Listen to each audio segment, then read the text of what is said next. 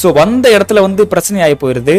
So அப்போதான் இவனுக்கு தெரியுது, ஓகே இந்த இடத்துல வந்து இப்படிப்பட்ட ஒரு ஆள் வந்து ரூல் பண்ணுறான் அப்படின்ட்டு. அதாவது இங்கே இருக்கிற மொத்த மக்களுக்கும் அவன் தான் ஹெட்டு, அவன் சொல்கிறது தான் சட்டம் அப்படிங்கிற மாதிரி.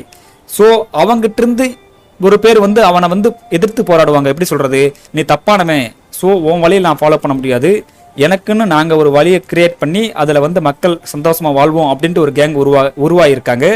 ஸோ அந்த கேங் நம்ம ஹீரோக்கு ஹெல்ப் பண்ணுறாங்க.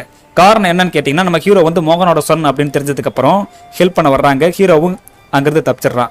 ஸோ அதுக்கப்புறம் அந்த கேங்கில் இருந்துட்டு அவங்களுக்கு ஹெல்ப் பண்ணுறான் ப்ரோ. அதாவது கெட்டவங்களை அழிக்கிறதுக்காக நம்ம ஹீரோ ஹெல்ப் பண்ணிட்டு இருக்கான். ஸோ இந்த இடத்துக்கு வந்ததுக்கு ரீசன் வந்து எங்கே அந்த பாட்டியை காணோமா, ஹலோ பாட்டி எங்கே போன? ஸோ அவங்க ஃபார்மில், அதாவது அவங்க தோட்டத்தில் ஓநாய்கள் வந்து பெரிய அட்டூழியம் பண்ணிட்டு இருந்தது. அதாவது அங்கே போகிற ஆட்களை கொலை பண்ணிட்டு இருந்தது. ஸோ அதுக்கப்புறம் வந்து அமிட்டா அப்படிங்கிற ஒரு பொண்ணு வந்து நம்மக்கிட்ட இந்த மாதிரி ஒர்க் தருவா.